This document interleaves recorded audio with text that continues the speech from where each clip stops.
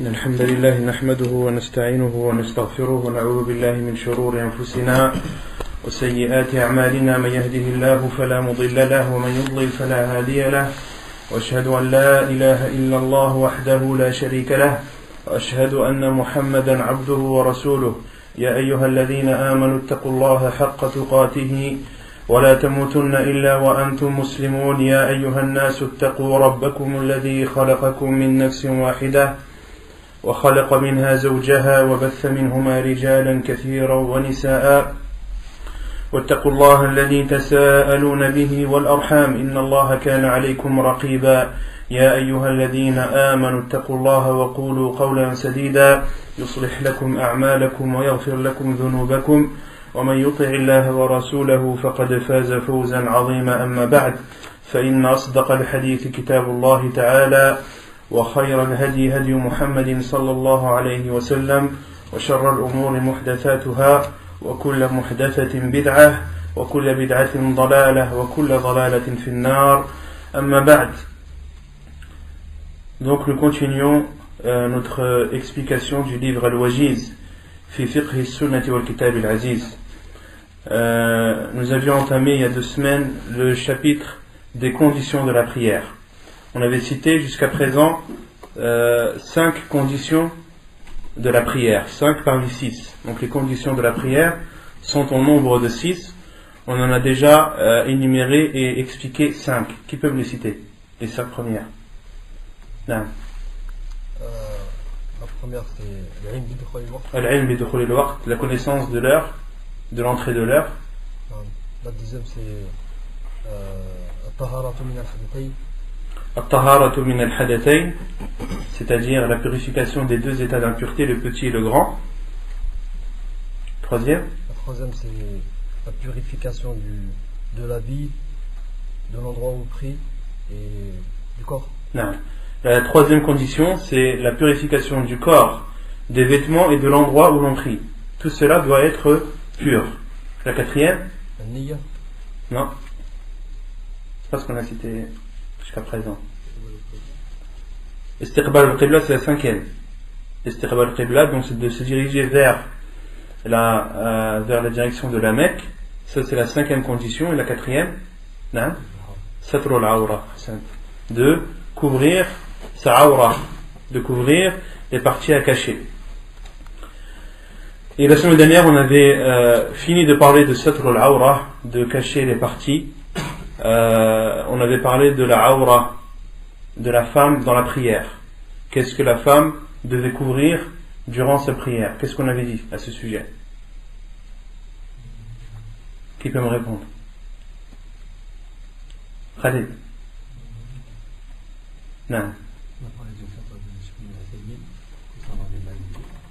Le Bayt al-Adhar c'était al-Jawaz, al-Ahwal c'était. Donc on avait cité la parole de Cheikh Ibn Uthaymin rahimahullah lorsqu'il expliquait le hadith du prophète sallallahu alayhi wa sallam la yaqbalu Allahu salata ha'idin illa bi khimar, qu'Allah n'accepte pas la prière d'une femme pubère sauf avec un khimar.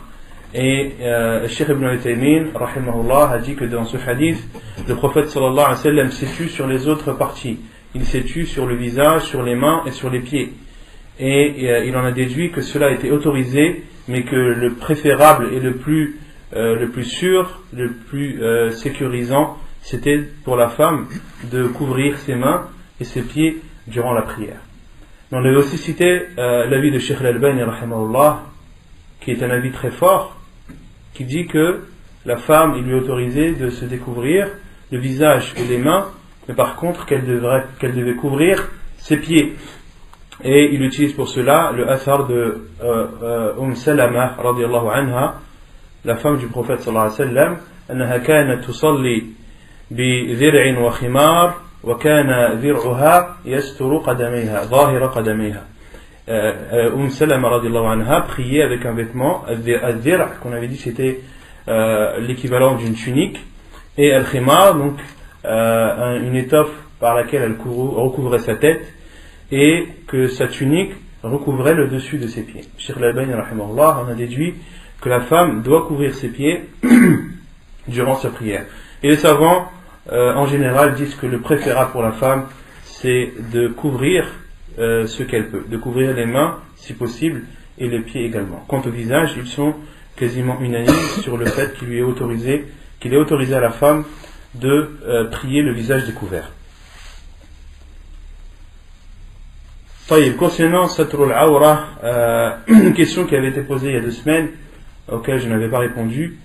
Quel est le jugement sur le fait de prier avec un pantalon?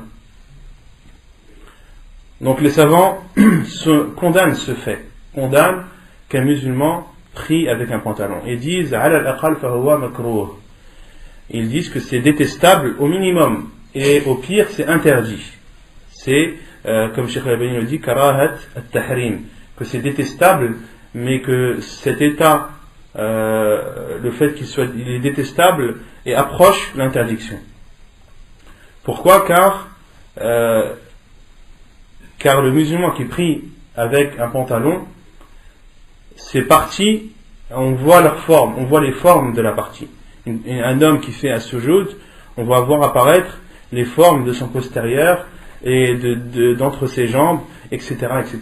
Et cela n'est pas approprié pour les musulmans. Au contraire, lorsqu'il prie devant Allah subhanahu wa ta'ala, lorsqu'il s'apprête à faire sa prière, il doit être le plus présentable et le plus pudique possible.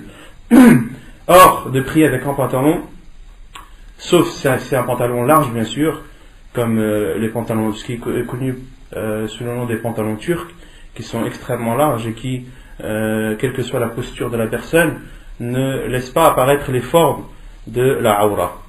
Donc hormis ces pantalons très larges, il n'est pas permis aux musulmans de prier avec un pantalon.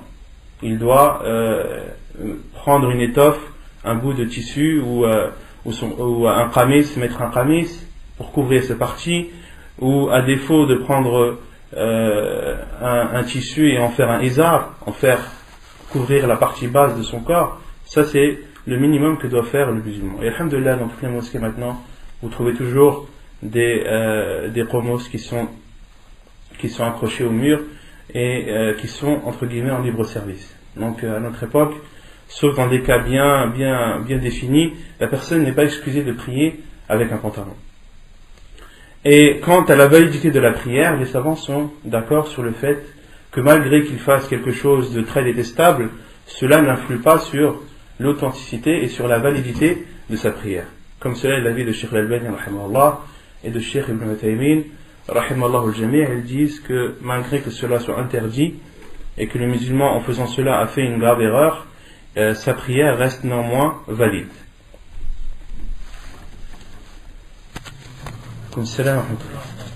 Et la 5e condition de la prière, c'est istiqbal al-qibla, de se diriger vers la qibla. On avait parlé de ce sujet la semaine dernière. Quelle est la preuve dans le Coran qu'il est obligatoire de se diriger vers la qibla? Non.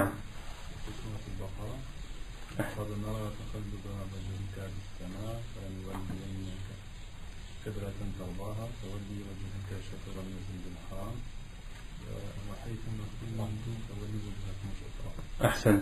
Donc c'est la parole d'Allah subhanahu wa ta'ala lorsqu'il parle à son envoyé alayhi salatu wassalam, قد نرى تقلب وجهك في السماء فلنولينك قبلة ترضاها فول وجهك شطر المسجد الحرام وحيثما كنتم فولوا وجوهكم شطره. Donc Allah subhanahu wa ta'ala parle à son envoyé, il lui dit, nous voyons tes détournements, le fait que tu regardes à droite et à gauche et que tu regardes le ciel. قد نرى تقلب وجهك في السماء. Pourquoi Allah subhanahu wa ta'ala a dit cela à son prophète alayhi salatu wassalam? Car le prophète sallallahu alayhi wa sallam, lorsqu'il arrivait à Médine, il priait en direction de Bayt al-Maqdis, en direction de Jérusalem, de la mosquée de Jérusalem. Combien de temps le prophète sallallahu alayhi wa sallam a-t-il prié à Médine en direction de Jérusalem? Qui connaît la réponse? Les savants disent que le prophète alayhi wa sallam a prié 1 an et 7 mois. Autrement dit 19 mois. D'autres savants ont dit 1 an et 4 mois. À la kulli hal, plus de 1 an et à peu près 1 an et demi. Donc le prophète alayhi salam a prié une longue période en se dirigeant vers Bayt al-Maqdis, vers la mosquée de Jérusalem. Et ce fait le prophète sallallahu alayhi wa sallam n'était pas apaisé sur le fait de prier en direction de Bayt al-Maqdis. Et il regardait souvent le ciel, à droite, à gauche. Et Allah subhanahu wa ta'ala dans ce verset a dit قَدْ نَرَى تَقَلُّبَ وَجْهِكَ فِي السَّمَاءِ. Nous voyons ta tête tournée vers le ciel. Et les savants ont déduit de ce verset, et parmi eux Ibn al-Qayyim rahimahullah, qu'Allah subhanahu wa ta'ala est au-dessus de son trône. Car il dit قَدْ نَرَى تَقَلُّبَ وَجْهِكَ فِي السَّمَاءِ. Nous voyons ta tête tournée vers le ciel. Et c'est Allah subhanahu wa ta'ala qui dit cela. Et les savants ont dit que ce verset est une preuve qu'Allah subhanahu wa ta'ala est au-dessus de toutes ces créatures. Et ensuite Allah subhanahu wa ta'ala lui a dit فَوَلِّ وَجْهَكَ شَطْرَ الْمَسْجِدِ الْحَرَامِ. Et dirige ton visage vers la direction de la mosquée sacrée de la Mecque. وَحَيْثُمَا كُنْتُمْ فَوَلُّوا وُجُوهَكُمْ شَطْرَهُ. Et où que vous soyez, tournez-vous vers cette direction, c'est-à-dire la direction de la Mecque. Non. Et les savants, comme Ibn Uthaymin, rahimahullah, disent que le prophète, alayhi salatu wassalam, lorsqu'il était à la Mecque, il ne se dirigeait pas vers Bayt al-Maqdis, il se dirigeait vers la Kaaba. Et lorsque le prophète, alayhi salatu wassalam, est parti à Médine, il a vu les Juifs prier en direction de Bayt al-Maqdis. C'est pour cela qu'il a prié dans cette direction, en attendant la révélation d'Allah Azza wa Jalla. Et c'est l'avis le plus fort, c'est que le prophète sallallahu alayhi wa sallam, lorsqu'il était à la Mecque, il ne priait pas en direction de Bayt al-Maqdis. Et c'est ce qu'a soutenu Cheikh al-Islam Ibn Taymiyyah rahimahullah dans son livre Al-Fatawa. Il dit que le prophète alayhi sallam, lorsqu'il priait à la Mecque, il priait en direction de la Kaaba. Et que c'était la sunna de tous les envoyés, de tous les prophètes et envoyés, ils se dirigeaient tous vers la direction de la Mecque lorsqu'ils faisaient leur prière. Et le fait de se diriger vers la direction de Jérusalem, Cheikh al-Islam Ibn Taymiyyah rahimahullah dit وَهَذَا مِنْ تَحْرِيفِ الْيَهُودِ, que cela fait partie des falsifications des Juifs, que les Juifs ont falsifié leur texte et au lieu de se diriger vers la Mecque, ils se sont dirigés vers Bayt al-Maqdis. Et cela est connu du peuple juif qu'il modifie les textes divins, et entre autres la Torah. Et Cheikh al-Islam Ibn Taymiyyah a soutenu cela en apportant les preuves, bien évidemment. Taïb, les savants donnent des précisions lorsqu'ils parlent de se diriger vers la Qibla. Ils disent qu'une personne qui est en face de la Kaaba, il doit se diriger en face. Il doit prier avec la Kaaba en face de lui. Elle ne doit pas être décalée. Elle doit être absolument en face de lui lorsqu'il la voit. Et plus la personne s'éloigne de la Kaaba et de la Mecque, et plus la direction s'étend, plus la direction devient grande, plus il y a de la facilité. Et plus tu te rapproches de la Mecque, plus tu te rapproches de la mosquée, et plus tu te rapproches de la Kaaba, et plus la direction devient restreinte. D'accord? Et c'est pour cela que le prophète alayhi salatu wassalam, lorsqu'il était à Médine, qu'est-ce qu'il a dit à ses compagnons? Ma bayna al-mashriqi wal-maghribi qibla. Le prophète alayhi salatu wassalam a dit à ses compagnons, lorsqu'il était à Médine, entre l'est et l'ouest, c'est la qibla. Médine se situe au nord de la Mecque. Médine se situe au nord de la Mecque. Donc, ceux qui étaient à Médine devaient se diriger vers le sud. Et le prophète alayhi salatu wassalam leur a dit Ma bayna al-mashriqi wal-maghribi qibla. Entre l'est et l'ouest, c'est la qibla. Autrement dit, toute cette partie entre l'est et l'ouest fait partie de la qibla pour ceux qui sont éloignés de la Mecque. Et le prophète alayhi salatu wassalam a dit ce hadith lorsqu'il était à Médine.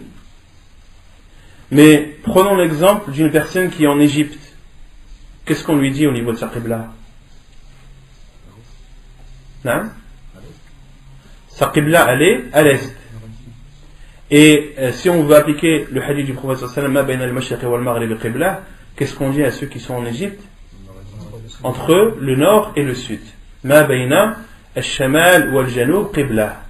Donc il ne faut pas prendre le hadith du prophète sallallahu alayhi wa sallam et l'appliquer à tous les coins de la terre. Non, cela c'est pour ceux qui ont la Qibla au sud ou au nord. Ceux qui sont au Yémen, leur Qibla est au nord. D'accord? Et même pour eux, pour ceux du Yémen, le hadith du prophète sallallahu alayhi wa sallam, ma bayna al-mashriq wal maghrib qibla, entre l'est et l'ouest de la Qibla, il s'applique aussi aux gens du Yémen. Et ainsi de suite. Et pour nous qui sommes en France, la Qibla est au sud-est. Quelle est, si on va appliquer le hadith du prophète sallallahu alayhi wa sallam, c'est entre le nord-ouest, entre le nord-est, Ahsan, entre le nord-est et le sud-ouest. Donc ça c'est la Qibla.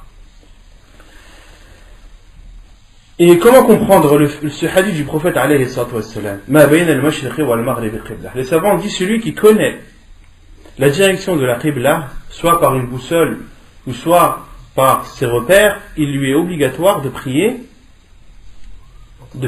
vers cette direction. À partir du moment où tu connais la direction bien précise de la Qibla, tu te dois de prier vers cette direction. Mais si tu ne sais pas, par exemple une personne qui ne sait pas où se trouve le sud-est et qui prie vers le sud, d'accord? Et ensuite il s'est rendu compte que la Qibla c'était le sud-est mais c'était pas le sud. Qu'est-ce qu'il fait? Il ne fait pas la prière. Pourquoi? Parce qu'il a prié vers la Qibla.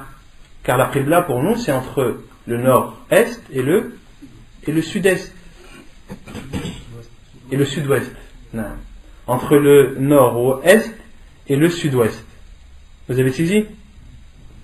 Donc cela est une facilité. Les savants disent que ce hadith c'est une facilité d'Allah Azza wa Jal envers sa communauté.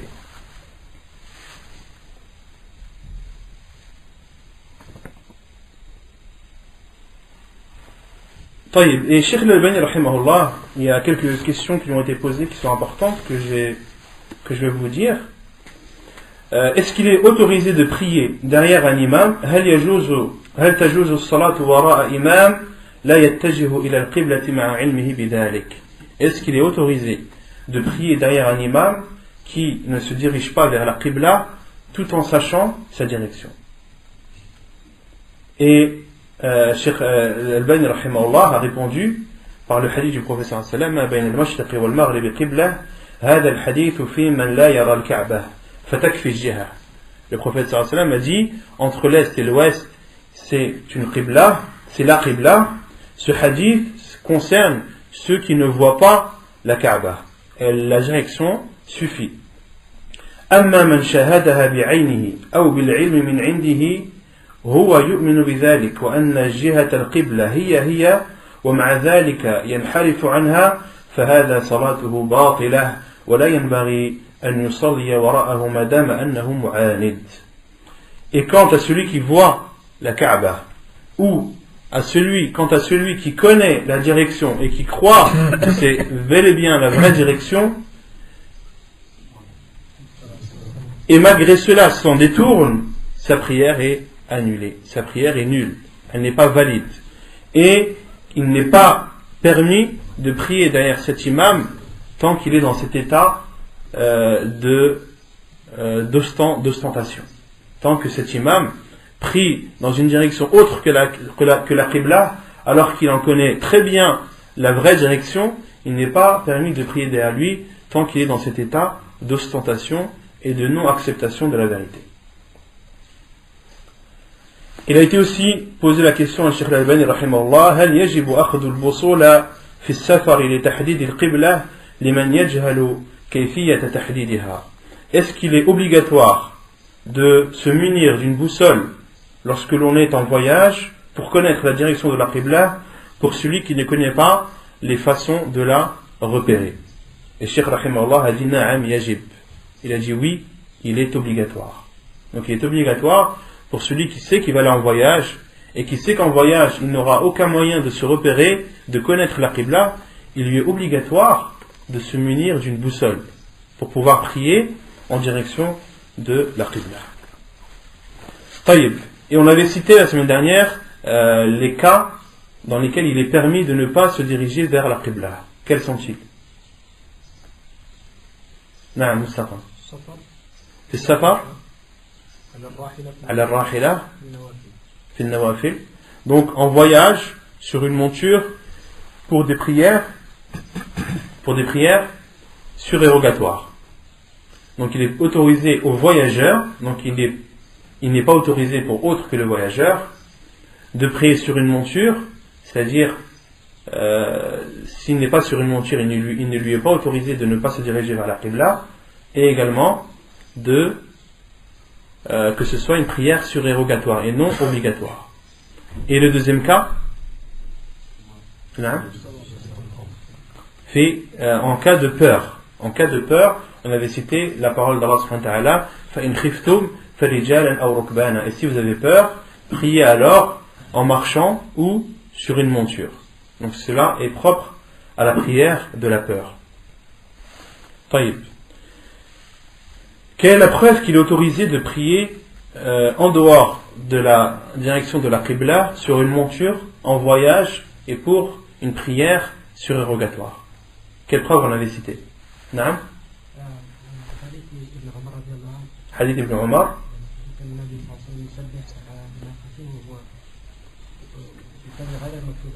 نعم. كان النبي صلى الله عليه وسلم que le prophète صلى الله عليه وسلم faisait la subha, faisait النافلة. On avait dit que subha c'était النافلة. كان يسبح على راحلته قبل أي وجه توجه, et quelle que soit la direction que prenait cette monture.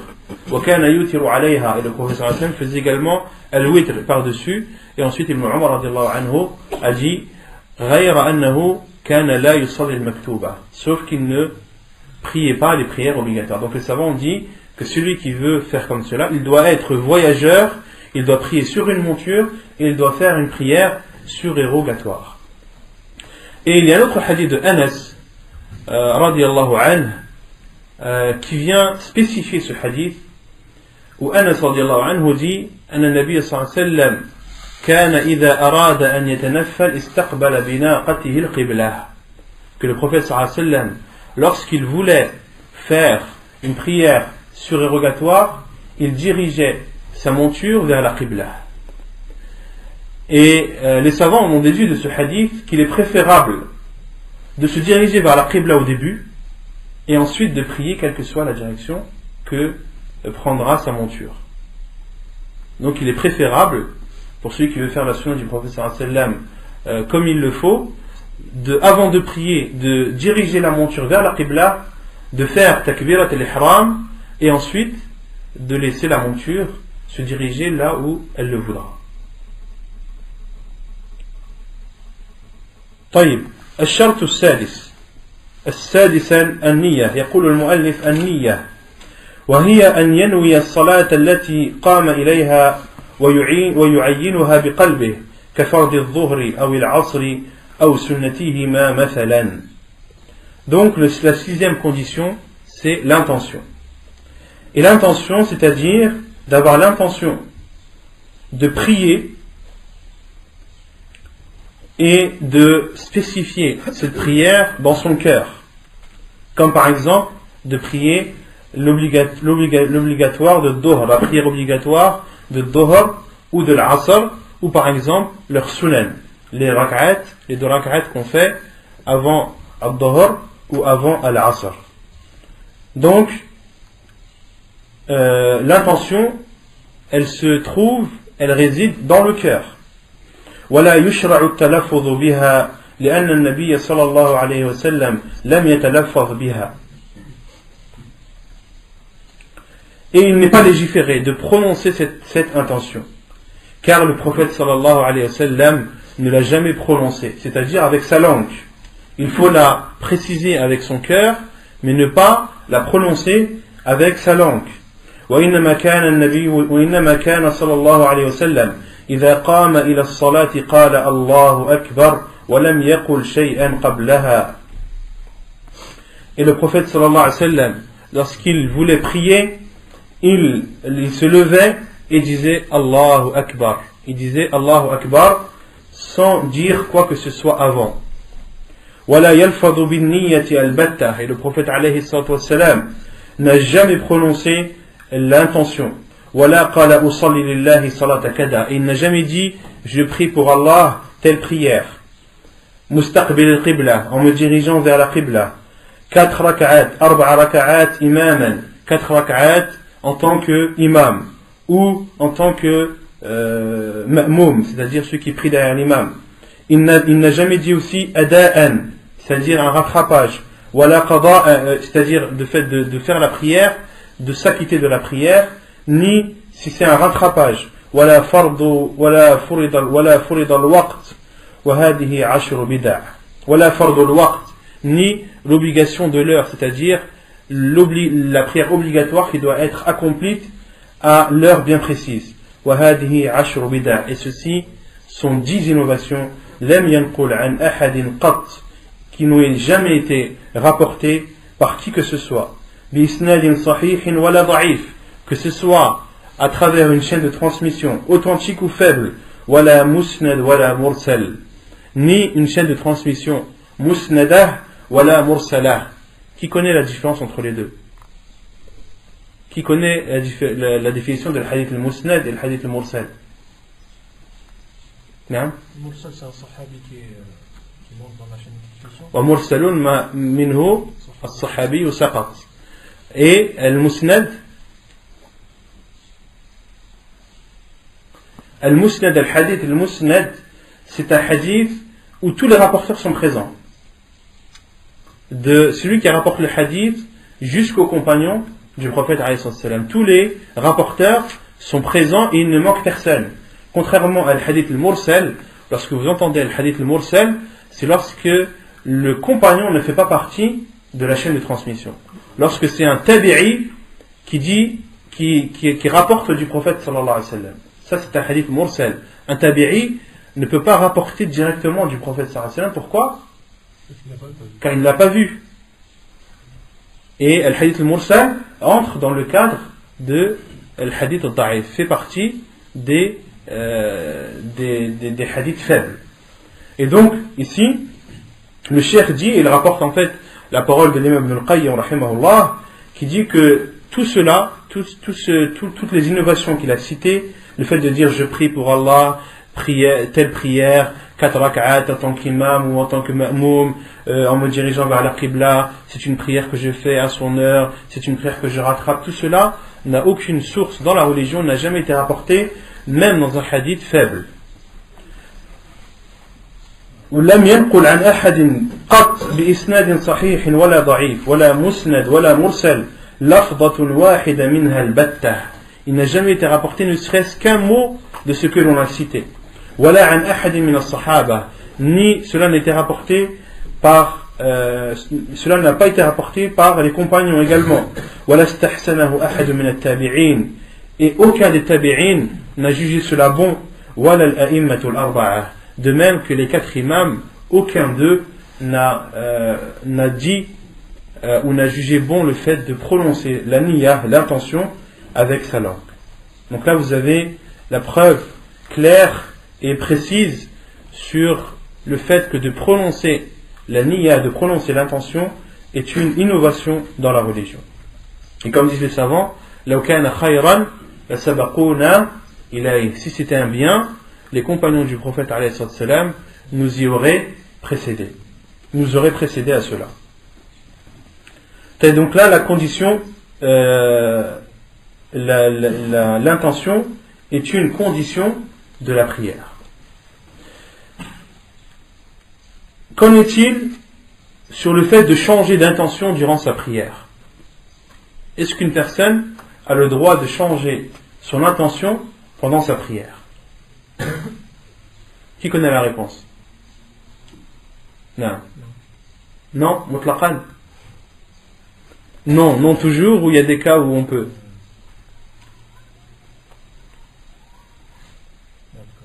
D'accord. Les savants disent min mu'ayyan ila mu'ayyan wa min mutlaq ila mu'ayyan fahada la yajuz. C'est-à-dire de changer d'intention. On va prendre l'exemple d'une prière. Les savants disent mu'ayyan, c'est-à-dire une prière bien précise. On prend l'exemple de, par exemple, sunnat al-fajr, les 2 rak'at avant salat al-subh, les 2 ratibat al-fajr. Sunnat Ratibat al-Fajr. C'est une prière qui est surérogatoire. Elle est précise. Vous êtes d'accord avec moi qu'elle est précise? C'est bien la prière de Fajr. Supposons qu'une personne prie Sunnat al-Fajr, commence à prier Sunnat al-Fajr, après Takbirat al-Ihram, et se dit non, en fin de compte, je vais faire les 2 rak'at de l'wudu. Les 2 rak'at de l'wudu, c'est une prière qui est mu'ayyana aussi, qui est précise. D'accord? Les savants disent non, là il ne t'est pas autorisé. Car tu passes d'une prière précise, de l'intention d'une prière précise, vers une prière précise. Or, avant de faire une prière précise, il faut d'abord avoir l'intention avant. Donc cela n'est pas légiféré. Vous avez compris?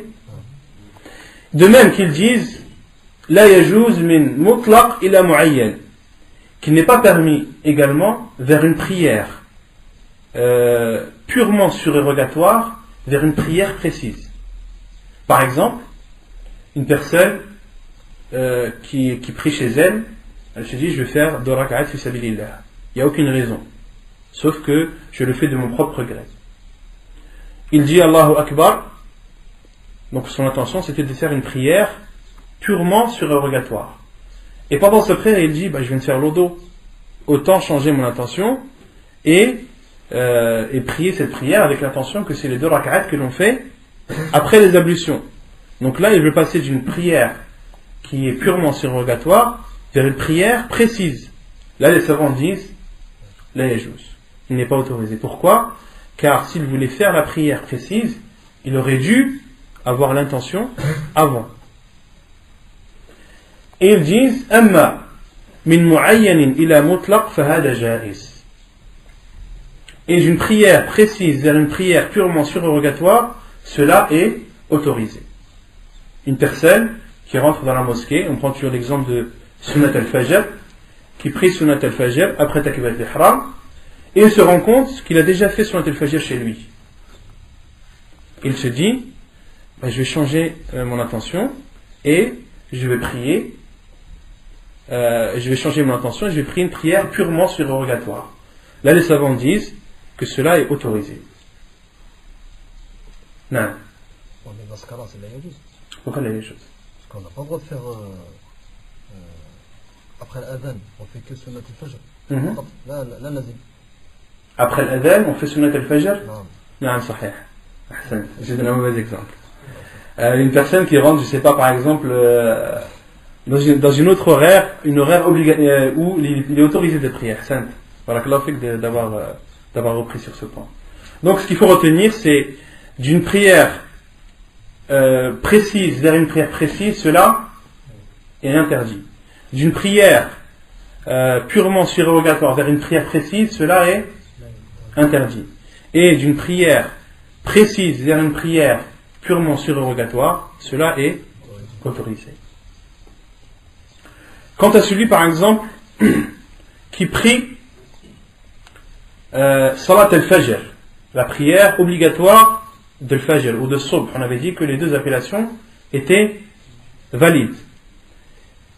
Et pendant sa prière, il se rend compte qu'il avait déjà fait al-Fajr, il a déjà fait sa prière. Qu'est-ce qu'il fait?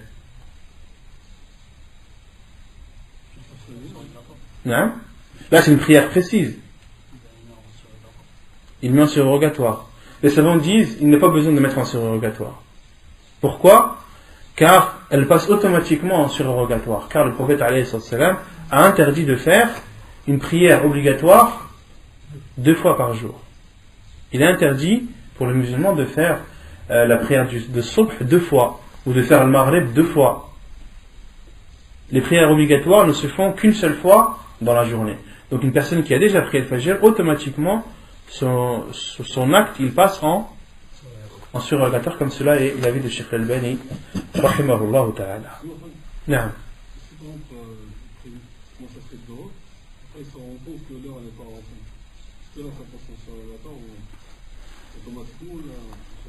Allahu a'lam akhi. Allahu a'lam. Est-ce que ça rentre aussi dans le cas d'une mu'ayyan et mutlaq? Ça rentre de min mu'ayyan ila mutlaq. Min mu'ayyan ila mutlaq, si il peut faire ça, na'am. Il peut faire ça. Mais sur l'exemple de l'Fajr qu'il a déjà fait, les savants disent en fait que cela est autorisé de changer d'intention, mais que c'est inutile parce que l'intention est automatiquement changée. Cheikh Al-Albani dit qu'il n'a même pas besoin de le faire, même s'il le fait, il a le droit, car il passe d'une prière précise vers une prière purement surrogatoire. Mais il n'a pas besoin de le faire car c'est automatique. Taïb. Maintenant, une personne qui veut prier avec deux intentions, est-ce qu'il a le droit de le faire ou pas? Non? Ça dépend de quoi? Il n'y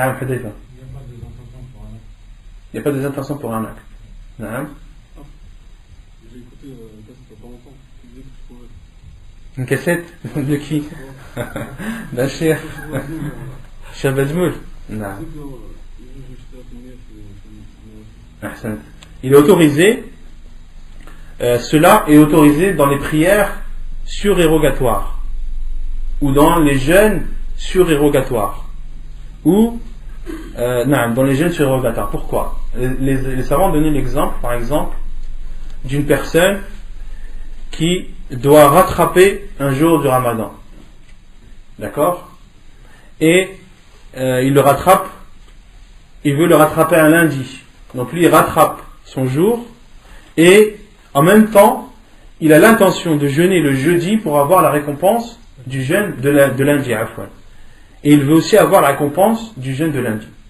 Là les savants disent qu'il a la récompense de l'ajr, la récompense de la niya et la récompense de la niya de rattraper son jeûne et de l'avoir fait. En tout, il a trois récompenses. Il a trois récompenses. Et ils utilisent le hadith ou le hadith Qudsi où Allah subhanahu wa ta'ala dit et wa idha hamma 'abdi bi hasanatin wa lam ya'malha kutibat lahu hasana. Et si mon serviteur a l'intention de faire une bonne action sans la faire, il lui est comptabilisé une bonne action. Ils utilisent ce hadith Qudsi authentique pour prouver qu'il est autorisé de faire un acte avec deux intentions, à condition que ce soit deux actes surérogatoires ou bien un acte surérogatoire et un acte obligatoire, mais pas deux actes obligatoires. Tu ne peux pas, par exemple, faire la prière de Dhuhr et dire, par exemple, si tu es voyageur, je vais faire 2 rak'at et je vais faire l'intention de Dhuhr et de la Asr. Là on lui dit stop, c'est interdit. Pourquoi? Car tu veux rassembler l'intention de deux choses obligatoires, cela n'est pas autorisé. Non. Par exemple, c'est le Jumu'ah, on a Janaba, est-ce qu'on peut faire Janaba le Jumu'ah avec une saigne une seule fois? Non. Pour celui qui est en Janaba le vendredi, est-ce qu'il lui suffit de faire un lavage avec les deux intentions, l'intention de la Janaba et l'intention du lavage de vendredi, ou est-ce qu'il doit faire deux lavages? On avait déjà parlé de ce sujet. On avait dit tout dépend de l'avis que tu as pris concernant le lavage du vendredi. Car on avait vu que la plupart des savants ont dit que le lavage du vendredi était préférable et non obligatoire. Mais que l'avis le plus sûr, bi'idhnillah, c'est que le lavage du vendredi est obligatoire. Donc si tu considères que le lavage est surérogatoire, tu peux faire un lavage avec deux intentions. Car tu auras l'intention de Janaba qui est obligatoire et l'intention du vendredi qui est surérogatoire. Si tu considères que c'est surérogatoire. Mais si tu considères que le lavage du vendredi est obligatoire, tu dois obligatoirement faire deux lavages bien distincts. Le lavage de la Janaba et le lavage du vendredi. Non. Non? Par exemple, le matin, on arrive à la mosquée juste avant ça. Et en fait, on a juste le temps de faire job. Est-ce qu'on peut mettre la niya de faire job et Non. Les savants disent qu'une personne qui rentre, comme le dit Cheikh Ibn Uthaymin et beaucoup d'autres, une personne qui rentre par exemple à la mosquée et qui a fait ses ablutions. Il n'avait pas ses ablutions en entrant à la mosquée. Il rentre dans la mosquée, il fait ses ablutions et ensuite fait 2 rak'at avec l'intention de prier les 2 rak'at après les ablutions et pas l'intention de Tahiyat al-Masjid. Les savants ont dit, lui, il rentre dans le hadith du prophète sallallahu alayhi wa sallam, hatta yusalli rak'atayn, qu'il ne s'assied pas jusqu'à ce qu'il prie 2 rak'at. Mais cette personne, est-ce qu'elle a prié 2 rak'at ou pas? Elle les a priés. Donc, elle entre dans les hadiths, donc il lui est autorisé de s'asseoir, même si elle n'a pas eu l'intention que c'était Tahiyyat al-Masjid. Non. Car le principal, c'est de faire 2 rak'at. Le principal, c'est de faire 2 rak'at, que tu aies l'intention de le faire avec Tahiyyat al-Masjid ou non, ou autre. C'est clair? Taïb. Donc sur la niya, je pense que... Hein? Et si on rentre dans la mosquée, on fait une salat wajiba de, par exemple, 4 rakats, et est-ce qu'on doit refaire 2 rakats avant de s'asseoir ou... Non, pareil. Là, tu en as fait 4, tu en as fait plus. C'est bon. Non, quand tu rentres, tu rentres, tu fais la prière obligatoire directement, tu peux t'asseoir. Sur la مسألة de تغيير النية le hadith de Mu'adh ibn Jabal radiyallahu anhu, quand il prie l'Aïcha avec le prophète sallam, il prie l'aller vers son peuple et il faisait salat al-Aïcha avec eux. Ça rentre dans le cadre de Mu'ayyan et la Mutlaq, c'est ça? Ça rentre dans le cadre de Mu'ayyan et la Mutlaq. Non, parce que Mu'adh ibn Jabal radiyallahu anhu, il priait derrière le prophète alayhi salam la prière obligatoire. Et ensuite il allait vers son peuple et faisait une prière qui pour lui était surérogatoire. Mais là, c'est pas, l'attention n'a pas changé pendant la prière. Là, ce sont 2 prières bien distinctes. Là, on parle de changer d'intention pendant la prière. Asna as-salat. J'ai une question en fait. Non. Pour celui qui est en safar, tout à l'heure je lui ai dit pour celui qui est en safar, il y a juste de prier sur Rahila quand c'est salat sunnah. Non. Mais si par exemple il n'est pas en safar, parce que là il parle que quand il est en Ouais, safar. on a dit que s'il n'est pas en safar, il ne lui est pas autorisé. Ah ouais, je sais pas. S'il est en safar, il ne lui est pas autorisé de prier en dehors de la qibla. On a bien dit que c'est la personne qui est en voyage. Il est autorisé de prier assis une prière surrogatoire. Quand tu n'es pas en voyage, mais tu dois te diriger vers la qibla. Et quand tu es en voyage, il t'est autorisé de prier nafila sur ta monture et de ne pas te diriger vers la qibla. Plus de questions? Hein? Comment tu disais où on pouvait prier au moment où tu as peur, on pouvait marcher et prier en même temps? La peur, on avait parlé de la prière de la peur dans Hadith Jibril. La prière de la peur, ça peut être la prière pendant le combat, ou ça peut être la prière en cas de peur. Si par exemple tu as peur pour ta vie, que tu es poursuivi par quelqu'un ou par quelque chose, dans ce cas-là, il t'est autorisé de prier dans l'état où tu es et de prier quelle que soit la direction où tu te trouves. C'est ça qu'Allah a dit, prier en marchant ou sur une monture. Et en marchant, il faut comprendre que tu n'as pas à faire soujoud. Tu fais l'ima. Comme ça, Les savants disent que tu fais l'ima, que tu fais des mouvements de la tête. Non, t'inquiète. Question. Parce qu'on parlait de comment reconnaître la qibla, la direction de la qibla. Ah non, ça j'ai... Ouais. Mais ça, moi personnellement, je connais pas. Je connais pas, on avait parlé de ça la semaine dernière. Qui peut lui répondre? De comment retrouver la qibla? Il y a combien de moyens pour retrouver la qibla? Il y en a 3, on avait dit, il y avait le soleil, la lune et les étoiles. Le soleil, on avait dit qu'il se levait à l'est, se couchait à l'ouest. Donc on en déduisait le nord et le sud. Donc on en déduisait la qibla en fonction de l'endroit où se trouve la personne. Et on avait dit qu'il fallait faire attention car selon les saisons, le soleil ne se lève pas exactement à l'est, mais il tend plus vers le sud.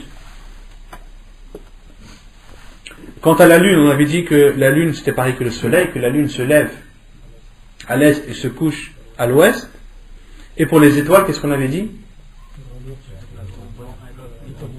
Le but c'était de trouver l'étoile polaire, car elle se trouve au nord. Elle se trouve sur le pôle nord. Et l'étoile polaire, c'est une étoile qui est quasiment fixe. Elle ne bouge pas dans le ciel. Contrairement aux autres étoiles, elle bouge. Comme la lune, comme le soleil, il se lève à l'est et se couche à l'ouest. C'est pareil pour les étoiles. Les étoiles, elles sont en mouvement dans le ciel, elles ne sont pas stables. Hormis L'étoile polaire, pourquoi? Car elle est au pôle nord. Et elle se déplace, mais très très lentement, et c'est quasiment invisible à l'œil nu. C'est quasiment invisible à l'œil nu, et si elle se déplace, ce sera dans des milliers d'années. Donc l'étoile polaire, si tu la trouves, tu as trouvé le nord. Et si tu as trouvé le nord, tu as trouvé le sud, l'est et l'ouest, et tu peux en déduire la direction de la Qibla en fonction du pays et de l'endroit où tu es. Et comment reconnaître l'étoile polaire? Comment la connaître? Comment la repérer? J'ai repéré la grande ours. Et dans la grande ours, voir les deux étoiles qui sont en bas, les plus illuminées, et ensuite suivre le trait de ces deux étoiles et de multiplier la distance par 5, et ensuite on arrive sur l'étoile polaire. Et l'étoile polaire, pour être sûr que c'est bien celle-ci, c'est la dernière étoile de la petite ours. Donc on avait dit la grande ours c'était comme une grande casserole, et donc ça fait comme ça, un trait comme ça, avec un rectangle qui est oblique comme ça. Donc les deux étoiles les plus illuminées ce sont celles-ci, et on va calculer 5 fois cette distance. Et on arrive sur l'étoile polaire, et l'étoile polaire c'est la dernière de la petite ours. L'étoile polaire c'est la dernière de la petite ours, et dès que tu as trouvé cette étoile, tu as trouvé le nord, et donc tu peux en déduire la direction de la Qibla. طيب يقول المؤلف, donc là on va passer sur dans le chapitre de la description de la prière, صفة الصلاة. نعم. Là, le Malik il a ramené 6 shurut, et Mohamed Abdelham il a ramené 3 pendant shurut al-Salah. Il ramène lesquels? L'islam, l'Arab et le communisme. Non. Non, ça c'est des shurut dans tout. C'est les 3 conditions. Les savants disent qu'il y a encore 3 autres conditions pour la prière. C'est d'être musulman, et d'être saint d'esprit, de ne pas être majnoun, et d'être baligh, et d'être pubère. Baligh, ils ne le disent pas dans le shurut. Non. Et c'est à partir de ce moment où la prière elle est obligatoire. At-tamyiz. Non. Donc ça c'est des conditions qui sont valables dans tous les actes. Un acte ne peut pas être accepté, une adoration ne peut pas être acceptée par exemple par une personne non musulmane. Donc ça c'est des conditions qui sont toujours présentes, mais là lorsqu'on parle de la prière en l'occurrence, on cite les 6, car ce sont les 6 qui sont directement en rapport avec la prière. طيب يقول المؤلف صفة الصلاة, la description de la prière. Il a mis en annotation ملخصة من كتاب صفة الصلاة صفة صلاة النبي صلى الله عليه وسلم للألباني. Il dit que c'est un résumé qu'il a fait de la description de la prière du prophète sallallahu alayhi wa sallam, du livre intitulé La description de la prière du prophète alayhi wa sallam du Cheikh al-Albani rahimahullah. Et c'est un livre que je conseille à tout le monde d'avoir. Alhamdulillah, il a été traduit en français dans sa totalité. Vous verrez 2 traductions, une qui est interdite et l'autre qui est autorisée, une qui a les droits d'auteur et de traduction et l'autre qui ne l'a pas. Donc celle qui l'a c'est l'édition de Al-Ma'arif. L'édition de Al-Ma'arif, c'est la seule qui a les droits de traduction. Toutes les autres ne l'ont pas. Donc si vous voulez acheter ce livre, demandez l'édition qui a les droits d'auteur et de traduction. طيب يقول المؤلف كان رسول الله صلى الله عليه وسلم إذا قام إلى الصلاة استقبل الكعبة قائما قريبا من السترة وكان صلى الله عليه وسلم يقول إنما الأعمال بالنيات وإنما لكل امرئ ما نوى. Le prophète sallallahu alayhi wa sallam, lorsqu'il se levait pour prier, il se dirigeait vers la Qibla en se positionnant debout et en se rapprochant de sa sutra. Et la sutra, c'est l'obstacle que doit mettre le prière en face de lui pour éviter à quiconque ou à quoi que ce soit de passer entre lui et cette sutra, de ne pas couper sa prière. Et les savants disent que certains savants disent que la sutra est obligatoire, D'autres disent qu'elle est surérogatoire, mais l'avis le plus sûr, Inch'Allah, c'est que la sutra est obligatoire. Que la sutra est obligatoire, et on verra les détails de tout cela par la suite, Inch'Allah. Donc, si tu veux prier, pense à mettre quelque chose devant toi. Pense à mettre un obstacle, et ne laisse personne passer entre toi et cet obstacle. Et le prophète sallallahu alayhi wa sallam disait Innama al-a'malu bin-niyyat wa innama likulli imri'in ma nawa. Les actes ne valent que par leur intention et pour toute personne son intention. Wa likulli imri'in ma nawa. Et la personne n'aura que ce qu'elle a que son intention. ثم كان صلى الله عليه وسلم يستفتح الصلاة بقوله الله أكبر. Et le prophète sallallahu alayhi wa sallam ouvrait sa prière en disant Allahu Akbar. Wa kana yarfa'u yadayhi ma'a at-takbir.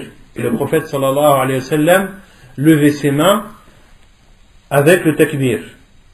Donc là, la description que va donner l'auteur, c'est une description qu'on va essayer de citer sans rentrer dans les détails, sans expliquer toutes les possibilités et toutes les sunnas en rapport avec cette prière, car cela, Inch'Allah, on l'expliquera par la suite. Là, on fait une brève description de la prière, et ensuite, par la suite, Inch'Allah, on donnera plus de détails.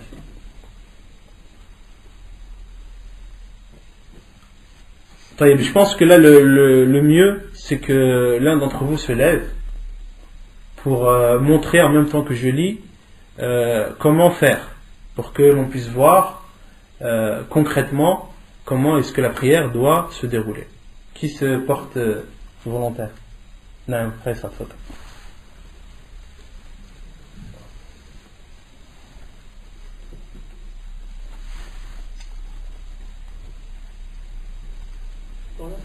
Je crois que le mieux c'est que tu te mettes là pour que tout le monde te voit. Le but c'est qu'on voit.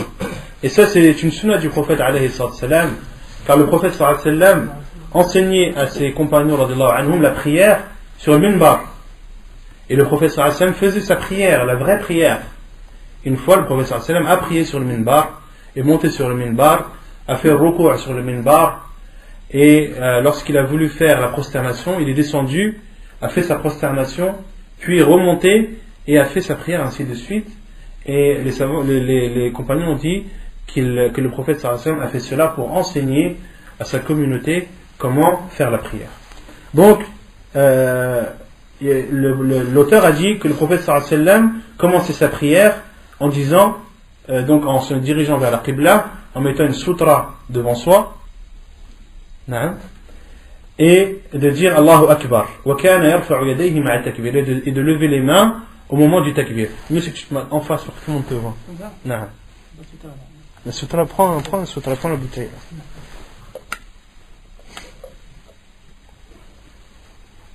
Non, donc de faire le takbir en levant les mains. Il n'y a pas de niveau, juste lève les mains. Non, lève les mains. Allahu Akbar. Donc les mains, ici l'auteur ne l'a pas dit, mais il faut que les paumes de la main soient dirigées vers la Qibla. Et le prophète sallallahu alayhi wa sallam est levé de temps en temps au niveau des épaules. Non. Vas-y, fais-le. Donc de temps en temps au niveau des épaules et de temps en temps au niveau des oreilles et aussi entre les deux. Non, entre les deux. ثم يضع اليمنى على اليسرى فوق صدره. Et le prophète sallallahu alayhi wa sallam posait sa main droite sur sa main gauche sur sa poitrine. Non. Et beaucoup de personnes font l'erreur et comprennent fawqa sadrihi, c'est-à-dire au-dessus de sa poitrine. Et beaucoup font l'erreur de mettre la main au-dessus de la poitrine. Non, fawqa sadrihi yani ala sadrihi. ثم يرمي ببصره نحو الأرض. Puis le prophète sallallahu alayhi wa sallam regardait et jetait le regard par terre. ثم يستفتح القراءة بأدعية كثيرة متنوعة يحمد الله تعالى فيها ويمجده ويثني عليه. Et le prophète sallallahu alayhi wa sallam commençait sa prière en récitant des invocations qui étaient diverses et qui étaient multiples et diverses, qui étaient nombreuses et diversifiées, où le prophète sallallahu alayhi wa sallam remerciait Allah subhanahu wa ta'ala, faisait ses éloges. Parmi ces invocations, Naam.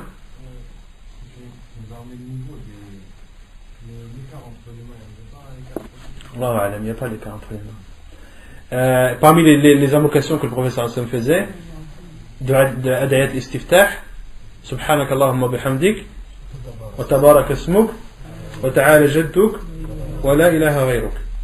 Et Cheikh Al-Albani, rahimahullah, dans son livre Sifat al-Salat, a ramené une douzaine d'invocations que le prophète sallallahu alayhi wa sallam disait avant de commencer la lecture de l'Fatiha, après Takbirat al-Ihram et après la lecture de l'Fatiha. Et les savants disent que cette diversité, le musulman doit la faire revivre.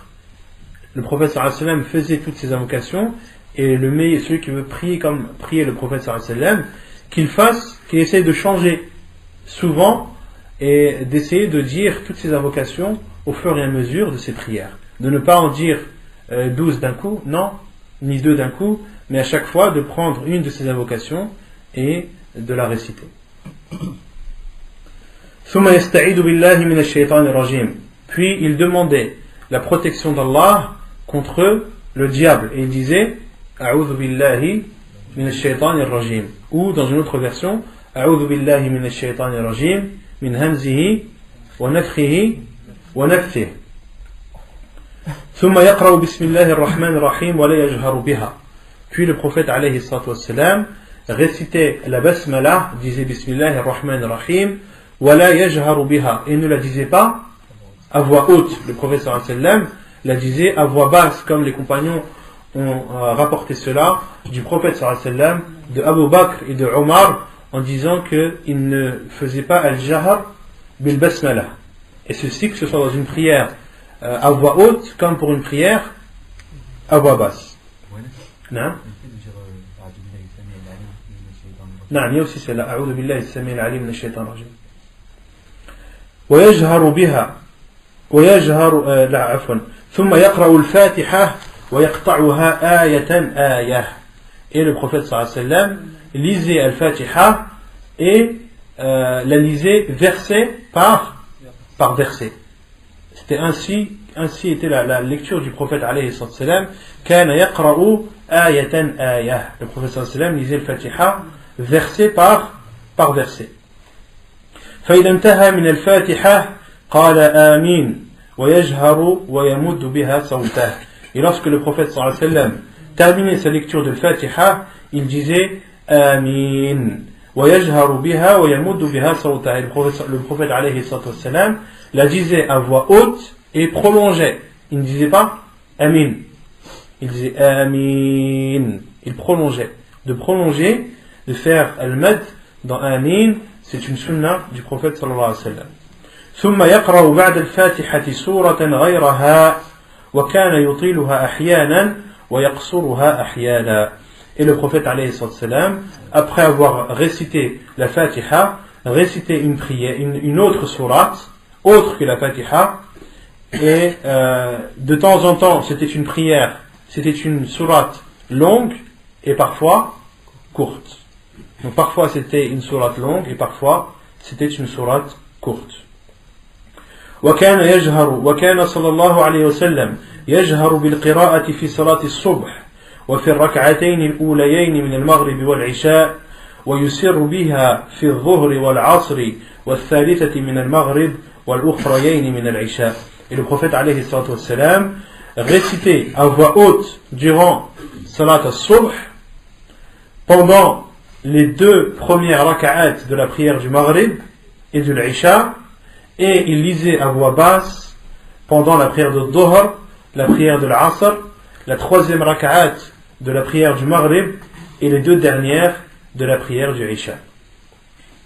وكان يجهر بها أيضا في صلاة الجمعة والعيدين والاستسقاء والكسوف. Et le prophète alayhi salam lisait à voix haute également pendant la prière de Jumu'ah, pendant la prière des 2 fêtes, pendant la prière de la pluie et pendant la prière de l'éclipse. Donc la prière de Jumu'ah, de l'Eid, du vendredi, des 2 fêtes, de la pluie et de l'éclipse, on les décrira, Inch'Allah, par la suite.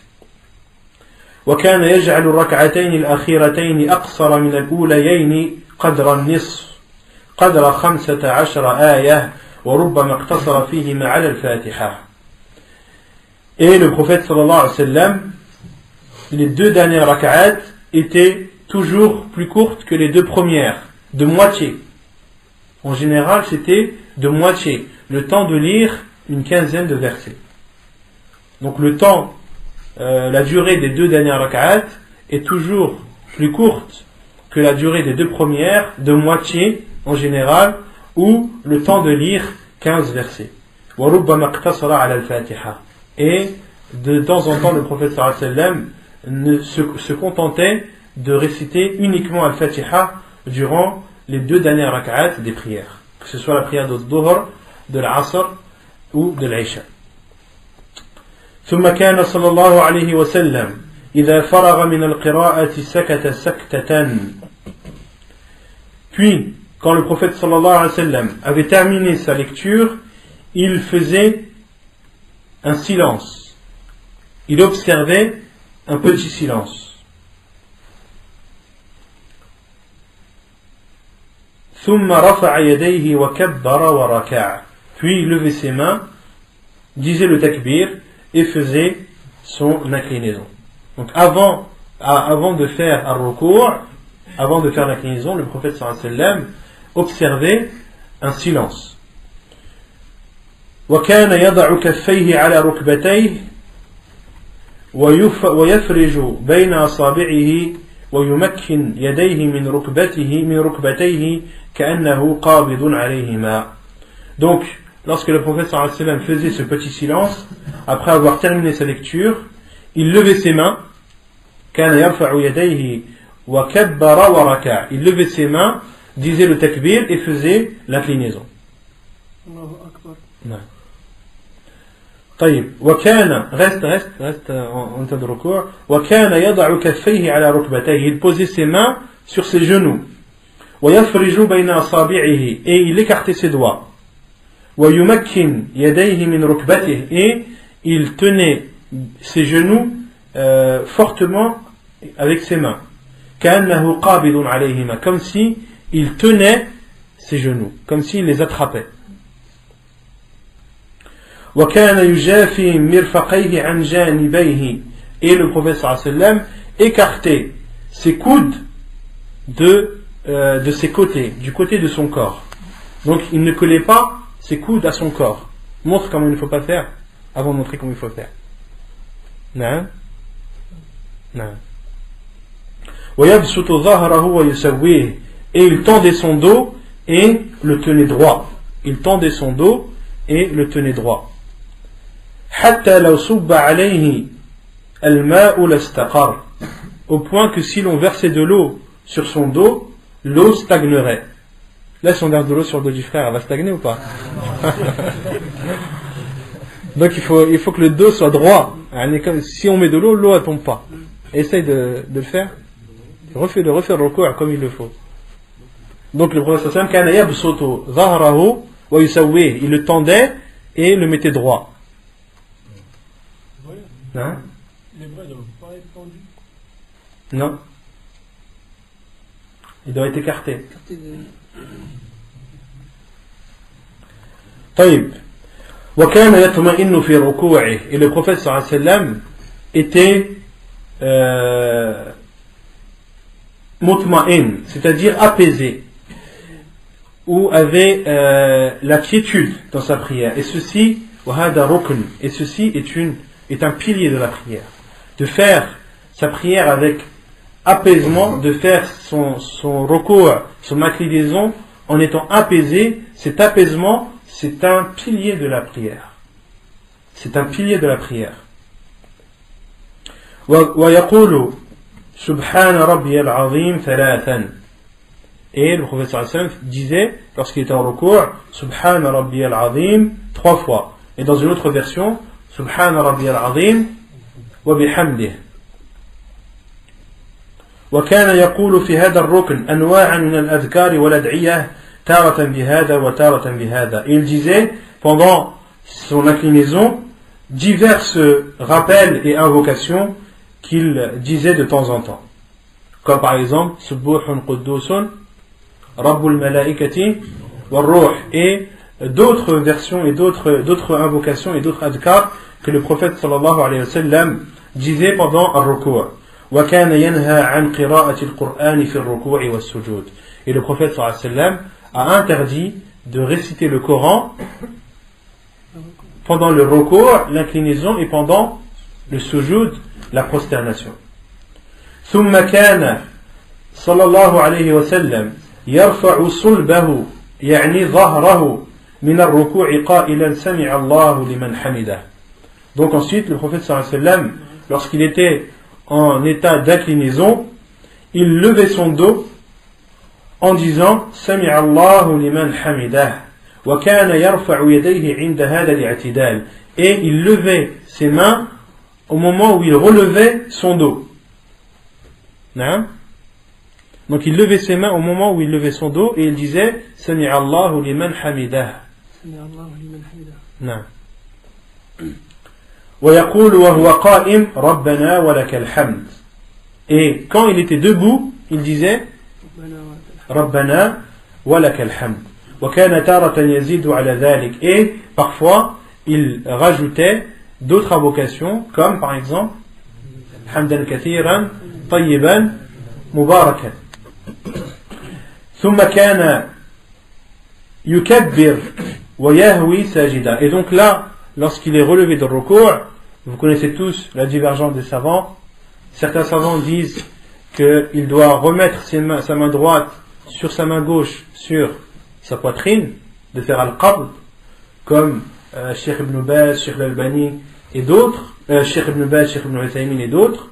Et d'autres savants disent que non, il ne doit pas mettre ses mains, sa main droite sur, il ne doit pas faire afwan al-qabd, mais il doit laisser ses mains relâchées. Pourquoi? Car il n'a pas été rapporté que le prophète sallallahu alayhi wa sallam a posé sa main droite sur sa main gauche sur sa poitrine. Les compagnons du prophète alayhi wa sallam ont décrit chaque fait et geste du prophète sallallahu alayhi wa sallam et n'ont jamais parlé du fait que le prophète sallallahu alayhi wa sallam posait sa main droite sur sa main gauche sur sa poitrine. Or, la posture d'un être humain à l'état normal, c'est les mains relâchées. Ça, c'est l'avis de Cheikh Al-Albani rahimahullah. Et l'avis des autres, comme Cheikh Ibn Baz, ils disent que il y a un hadith du prophète sallallahu alayhi wa sallam où le prophète sallallahu alayhi wa sallam a dit que nous, les prophètes, nous avons été ordonnés de laisser pousser nos barbes et de poser nos mains droites sur notre main gauche pendant la prière. Pendant la prière.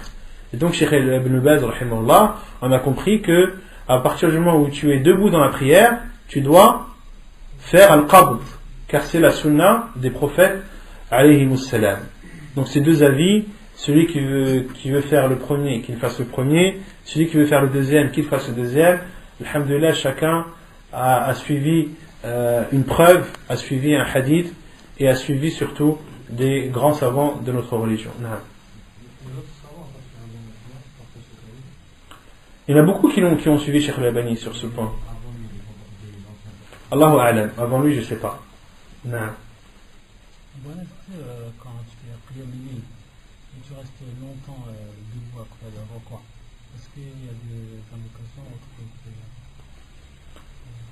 Après, tu peux utiliser les invocations qui sont apportées dans la sunna.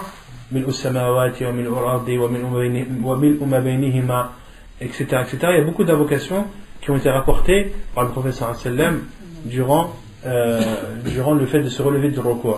Une personne qui fait la prière de la nuit et qui a amené à rester longtemps debout après s'être relevé de son inclinaison, il peut faire toutes ces invocations. Non. Wafik. Non.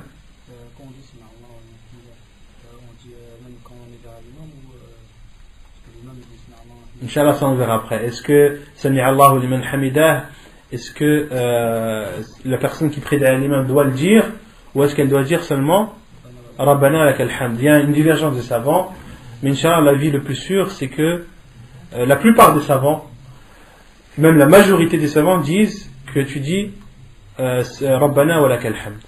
Pourquoi? Car le prophète sallallahu alayhi wa sallam a dit وَإِذَا قَالَ سَمِعَ اللَّهُ لِمَنْ حَمِدَهُ فَقُولُوا رَبَّنَا وَلَكَ الْحَمْدُ. Et lorsque l'imam dit سَمِعَ اللَّهُ لِمَنْ حَمِدَهُ, dites رَبَّنَا وَلَكَ الْحَمْدُ. Le hadith du prophète sallallahu alayhi wa sallam est clair. Et l'imam al-Shafi'i rahimahullah, et il a suivi après cela Cheikh al-Albani rahimahullah, disent que non, tu dois dire Sami'a Allahu liman hamidah Rabbana lakal hamd. Pourquoi? Car le prophète sallallahu alayhi wa sallam a dit Sallu kama ra'aytumuni usalli, priez comme vous m'avez vu prier. Non. وكان تارة يزيد على ذلك ثم كان يكبر ويهوي ساجدا. Puis le prophète sallallahu alayhi wa sallam disait le takbir et faisait sa prosternation et descendait en prosternation. ويضع يديه على الأرض قبل ركبتيه. Donc ensuite le prophète sallallahu alayhi wa sallam faisait le takbir et descendait en se prosternant et posait ses mains au sol avant ses genoux. Non.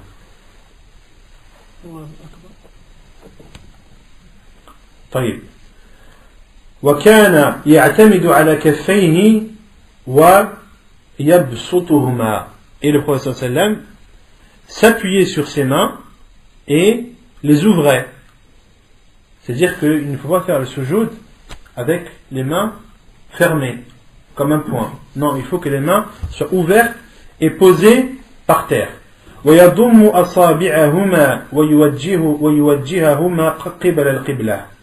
Et il serrait ses doigts, il joignait ses doigts et les dirigeait vers la Qibla. Contrairement à Ruku'. Pendant Ruku', on avait dit que les doigts devaient être écartés. Pendant ce jour, les doigts doivent être resserrés et dirigés vers la Qibla. وكان يجعلهما حذو منكبيه وأحيانا حذو أذنيه. Et le prophète sallallahu alayhi wa sallam, de temps en temps, il mettait ses mains au niveau de ses épaules et de temps en temps au niveau de ses oreilles. ويمكن أنفه وجبهته من الأرض. Et le prophète sallallahu alayhi wa sallam touchait le sol à la fois avec son front et avec son nez. وكان يقول أمرت أن أسجد على 7 أعظم. Et le prophète sallallahu alayhi wa sallam disait, j'ai été ordonné de me prosterner sur 7 os. على الجبهة وأشار بيده على أنفه. Le prophète sallallahu alayhi wa sallam a dit le front et il a fait un signe avec sa main du nez. Le prophète sallallahu alayhi wa sallam a fait un signe avec sa main du nez.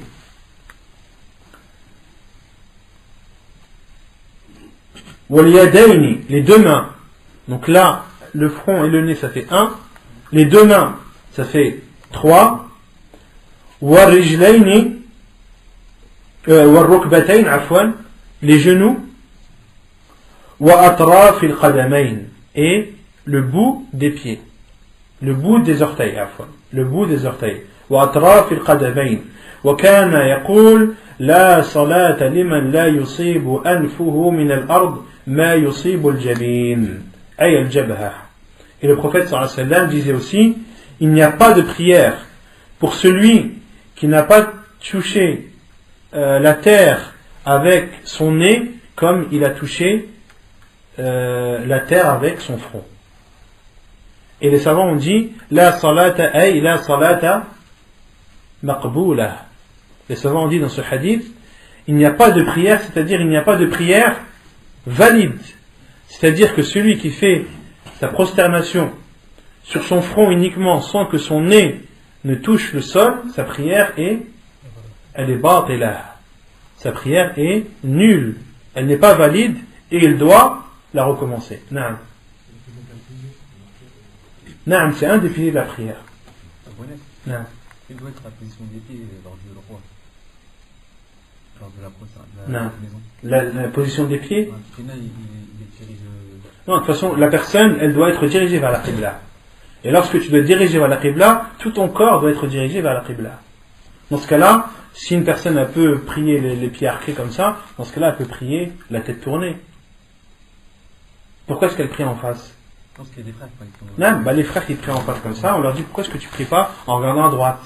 ton corps il est vers la Qibla. Quand on dit qu'une personne doit prier vers la Qibla, c'est-à-dire que son corps entièrement doit être dirigé vers la Qibla. Et c'est pour ça que le prophète sallam, pendant ce jour, il joignait ses mains et il joignait ses doigts et les dirigeait vers la Qibla. D'accord? Donc si tu dois diriger tes mains vers la Qibla, tu dois aussi diriger tes pieds vers la Qibla. On verra ça, Inch'Allah, ça c'est les détails. Là on est en train de faire, de survoler un petit peu la prière. وَكَانَ يَطْمَئِنُّ فِي سُجُودِهِ. Et le prophète sallallahu alayhi wa sallam, lorsqu'il était en état de prosternation, il devait se prosterner et était apaisé dans sa prosternation. Et on a dit que l'apaisement c'est un pilier de la prière. Al-itmi'nan ruknun min arkani as-salah. ويقول سبحان ربي الأعلى ثلاثا. Et il disait سبحان ربي الأعلى 3 fois. وكان يقول أنواعا من الأذكار والأدعية. Et il disait plusieurs sortes de rappels et d'invocations, et il disait de temps en temps celle-ci et de temps en temps celle-ci. وكان يأمر بالاجتهاد والإكثار من الدعاء في هذا الركن. Et le prophète sallallahu alayhi wa sallam nous a ordonné d'accentuer et de faire le plus d'efforts possible dans les invocations pendant ce pilier de la prosternation. Et il dit أقرب ما يكون العبد من ربه وهو ساجد. La personne est la plus proche de son Seigneur lorsqu'elle est en prosternation. ثم كان صلى الله عليه وسلم يرفع رأسه مكبرا. Et le prophète sallallahu alayhi wa sallam levait sa tête en disant le takbir. Allahu Akbar. Non. ثم يفرش رجله اليسرى فيقعد عليها مطمئنا. Et le prophète sallallahu alayhi wa sallam allongeait son pied gauche et s'asseyait dessus. Il allongeait son pied gauche et s'asseyait dessus. Non. Mutma'inna, c'est-à-dire en étant apaisé, toujours. وكان ينصب رجله اليمنى ويستقبل بأصابعها القبلة. Et le prophète sallallahu alayhi wa sallam dressait son pied droit et dirigeait les orteils de son pied droit vers la Qibla. وكان يقول, et il disait durant cette posture, اللهم اغفر لي وارحمني واجبرني وارفعني واهدني وعافني وارزقني. ثم يكبر ويسجد السجدة الثانية كالأولى. Puis il disait le takbir, il disait Allahu Akbar et faisait la deuxième prosternation exactement comme la première. ثم يرفع رأسه مكبرا. Donc ensuite il levait sa tête de la deuxième prosternation en disant Allahu Akbar. Il relevait sa tête en disant Allahu Akbar. Non? Donc après la deuxième prosternation, il relevait sa tête et disait Allahu Akbar. ثم يستوي قاعدا على رجله اليسرى معتدلا. Et il s'asseyait toujours sur son pied droit, sur son pied gauche, عفوا. حتى يرجع كل عظم إلى موضعه. Jusqu'à ce que chaque os revienne à sa place. Jusqu'à ce que chaque os prenne sa place. ثم ينهض معتمدا على الأرض إلى الركعة الثانية. Puis il se levait en s'appuyant sur le sol vers la deuxième rak'at. Donc autrement dit, cette posture c'est ce que les savants appellent la posture du repos, jalsat al-istiraha. Et le prophète sallallahu alayhi wa sallam se levait en s'appuyant de ses mains sur le sol, et c'est la sunna du prophète sallallahu alayhi wa sallam. Donc la sunna c'est quand on se relève, de se relever en s'appuyant sur le sol, et ne pas faire comme certains qui disent non, moi j'ai pas besoin de m'appuyer sur le sol, alhamdoulilah je me lève facilement, j'ai pas besoin de m'appuyer. أخي البخاري صلى الله عليه وسلم كان يعتمد. نعم يا خلاف الراجح c'est qu'il يعتمد. الراجح أنه يعتمد.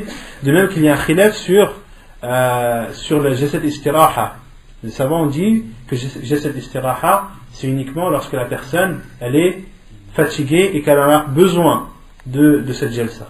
Mais l'avis le plus sûr, Inch'Allah, et on verra de toute façon les détails après, c'est que c'est une sunna du prophète sallallahu alayhi wa sallam, et le prophète sallallahu alayhi wa sallam a dit Sallu kama ra'aytumuni usalli, priez comme vous m'avez vu prier. Donc, plus tu ressembleras au prophète sallallahu alayhi wa sallam, et plus tu prieras comme il a prié. وكان يصنع فيها مثل ما يصنع في الأولى إلا أنه كان يجعلها أقصر من الأولى. Et le prophète alayhi salam faisait durant la deuxième rak'ah comme il faisait durant la première, si ce n'est la durée. Si ce n'est la durée, la deuxième rak'ah était plus court que la première. Non. Quand ils se relèvent sur ces points ou sur ces... On verra les détails. Après, elle se relève sur le fait de se relever en s'appuyant sur les mains. Certains savants ont dit en s'appuyant sur les mains ouvertes. D'autres savants ont dit de s'appuyer sur les mains en les fermant, c'est-à-dire sur les poings.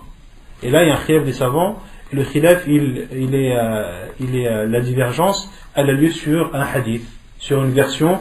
Certains savants l'ont rendu faible, d'autres l'ont rendu authentique. Inch'Allah, on verra les détails de cela par la suite. ثم كان صلى الله عليه وسلم يجلس للتشهد بعد الفراغ من الركعة الثانية.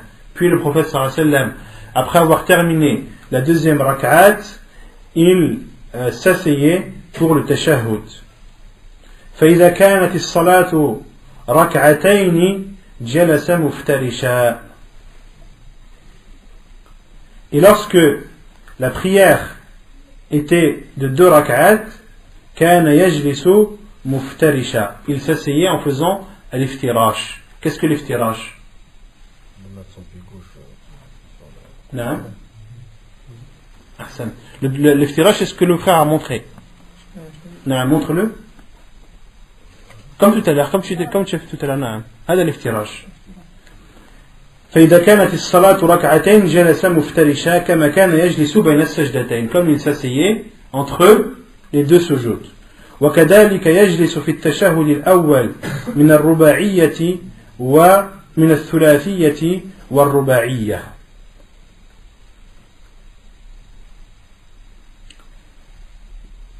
Et le prophète sallallahu alayhi wa sallam faisait de même durant le premier tashahhud des prières de 3 rak'at et de 4, comme le maghrib et al-isha. وكان إذا قعد في التشهد وضع كفه اليمنى على فخذه اليمنى ووضع كفه اليسرى على فخذه اليسرى. Et le prophète sallallahu alayhi wa sallam, lorsqu'il était assis durant le tashahhud, il posait sa main droite sur sa cuisse droite, posait sa main gauche sur sa cuisse gauche, وكان يبسط اليسرى, et il ouvrait sa main gauche, ويقبض اليمنى, et fermait sa main droite. Donc il ouvrait sa main gauche et fermait sa main droite. Il fermait sa main droite. ويشير بالسبابة ويرمي ببصره إليها, et il sortait son index, faisait un signe de son index, tendait son index et regardait celui-ci. Le prophète sallallahu alayhi wa sallam jetait son regard vers cet index. وكان إذا رفع أصبعه يحركها ويدعو بها. Et lorsqu'il tendait son index, il le bougeait et faisait des invocations. Et le prophète alayhi salatu wassalam disait La hiya ashaddu ala ash-shaytani min al-hadid ay al-sababa. Et le prophète sallallahu alayhi wa sallam a dit qu'elle est plus dure pour le diable que le fer, c'est-à-dire l'index. Que l'index, lorsque tu le bouges, il est plus douloureux et plus dur envers le diable qu'une barre de fer, que le fer. ثم كان صلى الله عليه وسلم يقرأ في كل ركعتين التحية. Et après chaque 2 rak'at, le prophète sallallahu alayhi wa sallam faisait التحية. وكان يصلي على نفسه. Donc التحية, c'est de dire التحية لله, نعم, etc. وكان يصلي على نفسه في التشهد الأول وغيره. Et le prophète صلى الله عليه وسلم priait sur lui-même Le prophète sallam disait Ashhadu an la ilaha illallah wa anna Muhammadan Rasulullah, et il disait Allahumma salli ala Muhammad wa ala ali Muhammad kama sallaita ala Ibrahim wa ala ali Ibrahim innaka Hamidun Majid. Donc le prophète sallam, même durant son vivant, il faisait la prière sur lui-même. Wa shara'a dhalika li ummatihi, et il a légiféré cela à sa communauté.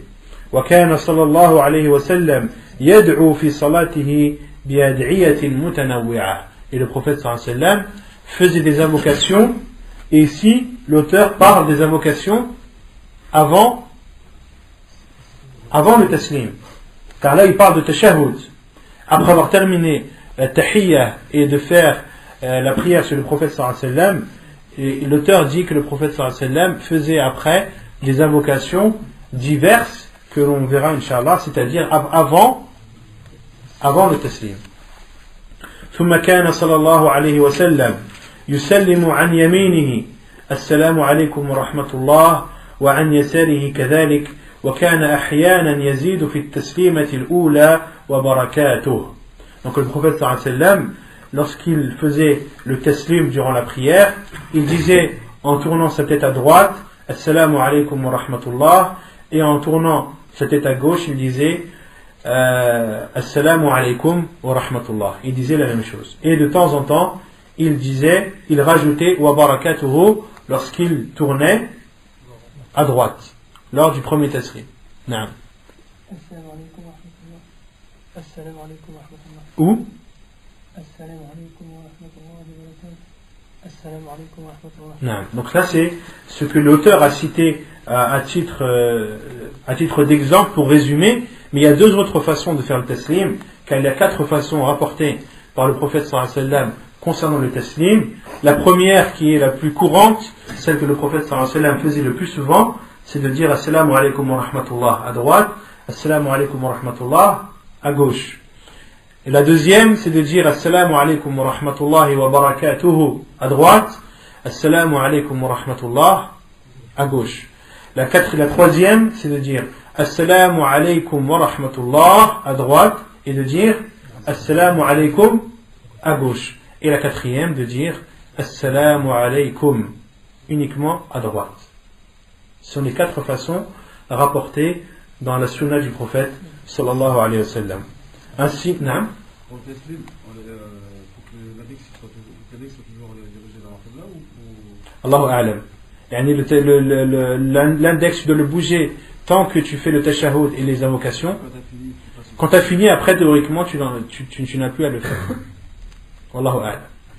Au niveau de la manière de bouger l'index, est-ce qu'il y a des textes qui disent comment bouger, si c'est de haut en bas, parce qu'on a des phrases en fait qui sont de haut en bas. Et Cheikh Al-Albani rahimahullah dit que l'index doit être bougé de haut en bas sans ne sortir de la direction de la qibla. Car comme on a dit, une personne qui se dirige vers la qibla, tous ses membres doivent être dirigés vers la qibla. Donc tu ne dois pas lever ton doigt haut de telle sorte qu'il sort de la direction de la qibla, ni trop bas vers le sol. Il doit être entre les deux et toujours dirigé vers la qibla. Quant à faire un cercle, cela n'a pas été rapporté dans la sunna du prophète sallallahu alayhi wa sallam. Si l'imam il prend dans une direction, et ceux qui sont derrière, ils prennent dans une autre direction. Pourquoi? Parce que. Ben non. C'est pas normal. C'est pas normal que l'imam il prie vers une direction et que toi tu pries vers une direction. Parce que la mosquée elle est construite dans une direction et qu'après ils ont remarqué que la direction était un peu décalée. L'imam il fait correctement après la prière, mais que les autres ils gardent la position qui avait anciennement de la mosquée. Après ces questions elles ont été posées aux savants sur les mosquées dont l'architecture n'est pas correcte au niveau de la prière. Et les savants c'est du cas par cas.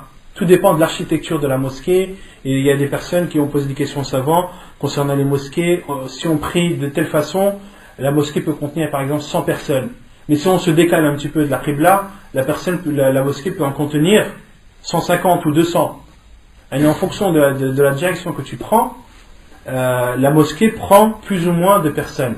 Et là les savants disent c'est du cas par cas. Et ça c'est une question qui peut être posée à un savant en fonction de la mosquée, de l'architecture de la mosquée, en fonction des besoins. Ça peut être une darura, ça peut être une haja, et dans ce cas-là il y a le hadith du prophète sallallahu alayhi wa sallam qui s'applique ma bayna al-mashriqi wal-maghribi qibla.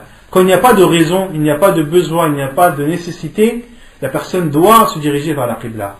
Mais dans des mosquées où il y a des problèmes d'architecture et où les personnes ont besoin de prier dedans, et que parfois, dans des cas exceptionnels ou dans des cas de grande nécessité, ils ont besoin de se diriger, de se dévier un petit peu de la Qibla, les savants disent que cela entre dans le hadith du prophète sallallahu alayhi wa sallam, ma bayna al-mashriqi wal-maghribi qibla.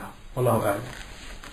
ونكتفي بهذا القدر وسبحانك اللهم وبحمدك أشهد أن لا إله إلا أنت أستغفرك وأتوب إليك.